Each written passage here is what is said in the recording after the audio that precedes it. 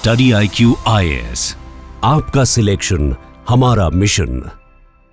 नमस्कार दोस्तों दिल्ली में पेरेंट्स की एक जो हमेशा से कंप्लेन रही है वो ये है कि जो स्कूल्स की फीस है वो लगातार बढ़ते जाती है। इतना ज़्यादा हो गया है कि पहले आप जब इमेजिन करो आप पढ़ते थे बचपन में तो क्या ही होता था, और आज के डेट में लाखों में मतलब नर्सरी LKG UKG बच्चों के जो फीस है साल के 2-2 ढाई लाख रुपए हो गया है। मतलब एक गाड़ी कमाई पेरेंट्स की सिर्फ बच्चों के पढ़ाई में चली जाती है। कहीं ना कहीं इसी को देखते हुए दिल्ली सरकार के ऊपर काफ़ी प्रेशर था और रिसेंटली कुछ हुआ भी था, आपको मैं बताऊंगा वीडियो में कि फीस को लेकर काफी ज्यादा इश्यूज हो गए थे स्कूल में। तो इसी को देखते हुए दिल्ली कैबिनेट ने फाइनली एक बिल अप्रूव किया है ताकि जो प्राइवेट स्कूल्स की फीस है उसको मैनेज किया जा सके।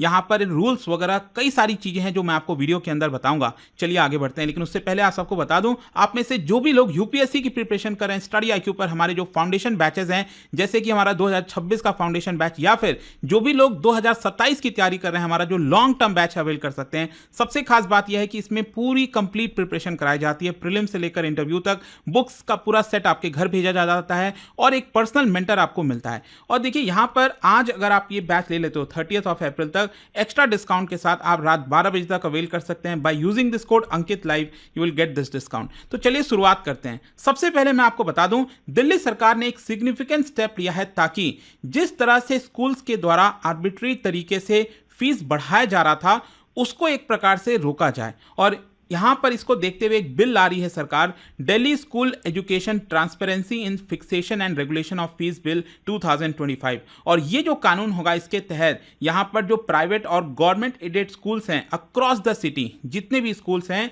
उनमें ट्रांसपेरेंसी और फेयरनेस आएगी। पेरेंट्स को भी पता चलेगा कि अगर मान लो कोई फीस बढ़ा है तो वो क्यों बढ़ा है। तो यहां पर इसका थोड़ा सा बैकग्राउंड आपको समझना होगा। देखिए कई सालों से जैसा मैं आपको बता रहा था, जो पेरेंट्स हैं दिल्ली के अंदर कंप्लेन कर रहे थे कि जो फीस बढ़ाया जा रहा है जिस तरीके से बहुत जल्दी बढ़ाया जाता है, अनजस्टिफाइड है, आर्बिट्री तरीके से बढ़ाया जाता है।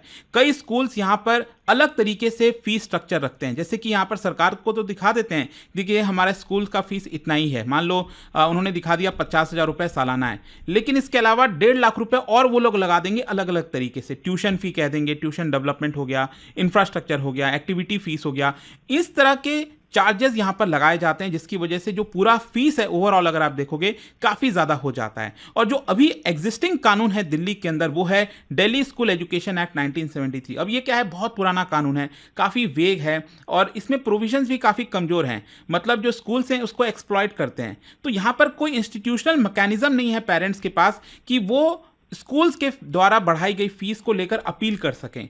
तो यहां पर क्या है ना कि इसीलिए मैं आपको बोल रहा था, कई वर्षों से पब्लिक का काफी प्रेशर था, पब्लिक प्रोटेस्ट भी की, कोर्ट ने कई बार इंटरवेंशन किया, मीडिया की रिपोर्ट सामने आई, लेकिन अभी तक ऐसा कुछ हो नहीं पाया था फीस को लेकर।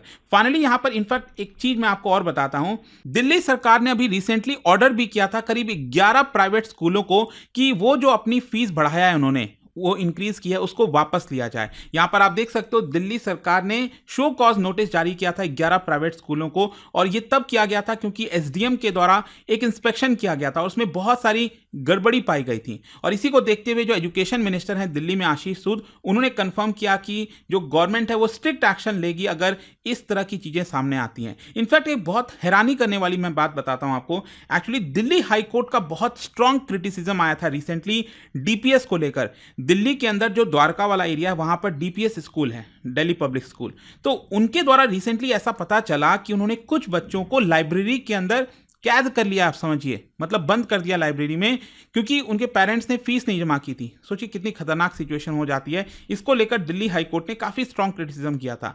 कहीं ना कहीं ये काफी प्रेशर था, इसको देखते हुए ये जो नया कानून है आप देख सकते हो दिल्ली कैबिनेट ने अप्रूव कर दिया है। और ये किन के ऊपर लागू होगा, ध्यान रखिएगा, दिल्ली के अंदर जितने भी private unaided government aided schools हैं जिनकी संख्या करीब आप समझिए 1600 से ज्यादा है, तो उन सभी के ऊपर अप्लाई होंगे। और ये कौन से क्लासेस तक, नर्सरी से लेकर स्मॉल से लेकर यहां तक जो क्लास 12 तक के जितने स्कूल्स हैं उनके ऊपर ये लागू होगा। अच्छा, इसमें किया क्या गया, मतलब मैकेनिज्म कैसे बनाया गया है कि अगर स्कूल अगर अपना फीस बढ़ाएगा तो कैसे बढ़ाएगा, कब बढ़ाएगा, ये मैं आपको बताता हूं। बेसिकली 3 टियर स्ट्रक्चर बनाया गया, वो ध्यान में रखना है। सबसे लोअर लेवल पर जो स्ट्रक्चर होगा वो स्कूल लेवल पर होगा, जहां पर फी रेगुलेशन कमेटी होगी। तो ये कमेटी में कौन होगा, इसमें एक तो जो स्कूल के प्रिंसिपल हैं वो होंगे, 3 सीनियर टीचर्स होंगे स्कूल के, और 5 पेरेंट्स होंगे। और 5 पेरेंट्स में कंपलसरी जो है रिप्रेजेंटेशन 2 महिलाओं का होगा और 1 SC ST या फिर OBC हो सकते हैं। और इनका फंक्शन क्या होगा, ये कमिटी का मेन काम क्या है, यही है कि देखो जो फी हाइक प्रपोज किया है, मान लो स्कूल ने कहा कि अभी जो महीने का फी है वो 10,000 रुपए है और हम चाहते हैं कि इसको बढ़ाकर 11,000 रुपए किया जाए, तो ये जो प्रपोजल है इसको रिव्यू करना और इसको अप्रूव करना, मतलब ये जो कमिटी है वो मिलकर डिसीजन लेगी और उनको इंश्योर करना पड़ेगा कि अगर स्कूल फी हाइक हो रहा है, अगर ये 10,000 से 11,000 हो रहा है, तो यहां पर प्रॉपर रिपोर्ट होनी चाहिए, ऑडिट रिपोर्ट होनी चाहिए, इन्फ्लेशन भी देखना चाहिए कि क्या इन्फ्लेशन उस तरह से बढ़ा है जिस तरह से स्कूल्स की फीस बढ़ाई जा रही है, तो उसी हिसाब से उनको जस्टिफाई करना पड़ेगा कि आखिरकार स्कूल की फी क्यों बढ़ी है। फिर दूसरा यहां पर डिस्ट्रिक्ट लेवल पर एक कमेटी होगी, डिस्ट्रिक्ट लेवल फी एपिलिएट कमेटी, इसको हेड कौन करेगा, डिस्ट्रिक्ट जो एजुकेशन ऑफिसर होंगे या फिर सीनियर ब्यूरोक्रेट होंगे, SDM SDM हो सकते हैं। तो यहां पर बेसिकली क्या है ना, इस कमेटी का मेन काम है कि मान लो अगर इस कमेटी ने, ये जो स्कूल लेवल कमेटी ने अगर फी हाइक का प्रपोजल दे दिया कि 10 से 11,000 होगा, लेकिन कई पेरेंट्स को ये पसंद नहीं आ रहा है, तो पेरेंट्स फिर यहां पर इस कमेटी के पास जा सकते हैं, कंप्लेन कर सकते हैं कि ये अनजस्टिफाइड है, तो इनके द्वारा डिसीजन लिया जाएगा और वहां से भी संतुष्ट नहीं है तो अल्टीमेटली जो तीसरा टीयर है that is state level revision committee, ये फाइनल अथॉरिटी होगी इनके पास, स्टेट लेवल पर एक सिंगल होगा। और यहां पर देखिए इसमें बोला गया है कि स्टेट लेवल रिवीजन कमेटी ने एक बार डिसीजन ले लिया तो वो अगले 3 साल तक वो डिसीजन लागू होगा, ये बोला गया है। ये इसीलिए किया जा रहा है ताकि यूनिफॉर्मिटी रहे पूरे शहर के अंदर, दिल्ली में एक प्रकार से वही रहे, किसी में कोई डिफरेंस ना देखने को मिले। तो ये 3 टीयर स्ट्रक्चर है। अच्छा, फी हाइक रेगुलेशन में क्या क्या लिखा हुआ है, बोला ये गया है जो स्कूल्स हैं वो अपनी फीस 3 साल में एक बार ही बढ़ा सकते हैं, उससे ज्यादा नहीं बढ़ा सकते। ये नहीं कि 3 साल में 5 बार बढ़ा दिया, 3 साल में सिर्फ एक बार। और अगर वो बढ़ा भी रहे हैं 3 साल में एक बार तो उनको जस्टिफाई करना होगा, again document, audit, cost escalation जो मैंने आपको बताया, डिटेल्ड फी ब्रेकअप देना होगा। ऐसे नहीं चलेगा कि हाँ आपने ये ट्यूशन फी इसका अलग ले लिया, वो इसका ले लिया, आपको प्रॉपर ब्रेकअप देना होगा, बताना होगा।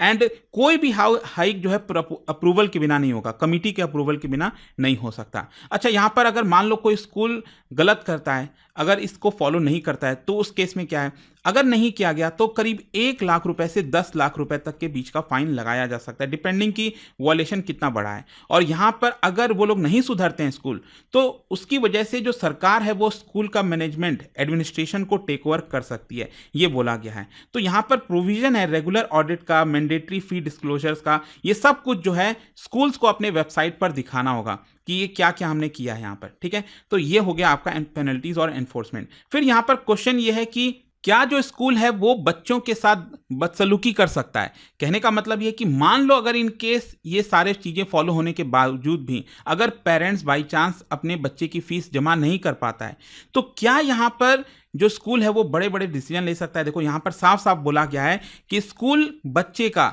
फीस जमा ना होने पर सर्टिफिकेट या फिर रिजल्ट को रोक नहीं सकता, विथहोल्ड नहीं कर सकता। फिर दूसरा बोला गया है कि अगर फीस जमा नहीं हुआ तो बच्चे को ह्यूमिलिएट ना किया जाए, एक्सपेल ना किया जाए। फिर साथ ही साथ बोला गया है कि यहाँ पर जो स्टूडेंट्स हैं उनको क्लासेस जाने से ना रोका जाए, स्पोर्ट्स जाने से, को करिकुलर एक्टिविटीज जाने से ना रोका जाए, और किसी भी प्रकार का बच्चे के ऊपर जो साइकोलॉजिकल प्रेशर है वो नहीं आना चाहिए। ये इस बिल के अंदर साफ साफ लिखा हुआ है। अच्छा, यहां पर पॉलिटिकल सिग्निफिकेंस क्या है इसका, देखो जो चीफ मिनिस्टर रेखा गुप्ता जी अभी नई नई चीफ मिनिस्टर बनी हैं, तो यहां पर हिस्टोरिक और बोल्ड मूव्स को बता रही हैं, कह रही हैं कि ये पेरेंट्स को जिस तरह से एक्सप्लॉइट किया जाता था उसको कहीं ना कहीं ये एड्रेस करेगा। और जो एजुकेशन मिनिस्टर है उन्होंने कहा है कि देखिए ये जो हमने बिल लेकर आए हैं ये बेसिकली इंस्पायर्ड है फ्रॉम वेरियस स्टेट, कई सारे, महाराष्ट्र, तमिलनाडु, राजस्थान, कई सारे स्टेट्स हैं जहां पर जो बेस्ट प्रैक्टिसेस थे वहां से हमने इसको निकाला है। और इनफैक्ट मैं आपके लिए एक चार्ट भी लेकर आया हूं, उससे आपको बहुत अच्छा एनालिसिस मिल जाएगा कि ये जो प्रोविजंस हैं, ये जो फीचर हैं वो कौन कौन से राज्य में है, किस में नहीं है। फॉर एग्जांपल 3 साल में एक बार फीस बढ़ सकती है, तो दिल्ली में ये है, राजस्थान में ये है, फिर तमिलनाडु, महाराष्ट्र, गुजरात में नहीं है ये सारे प्रोविजन। फिर मैंडेटरी पेरेंटल इन्वॉल्वमेंट होना चाहिए, पेरेंट्स इन्वॉल्व होने चाहिए, दिल्ली वाले जो नए बिल आया उसमें है, राजस्थान में थोड़ा सा है, बाकी जगह पर नहीं है। फिर multi level committee structure Delhi वाले में तो होगा, राजस्थान में नहीं है, बाकी जगह नहीं है, और महाराष्ट्र, गुजरात में है।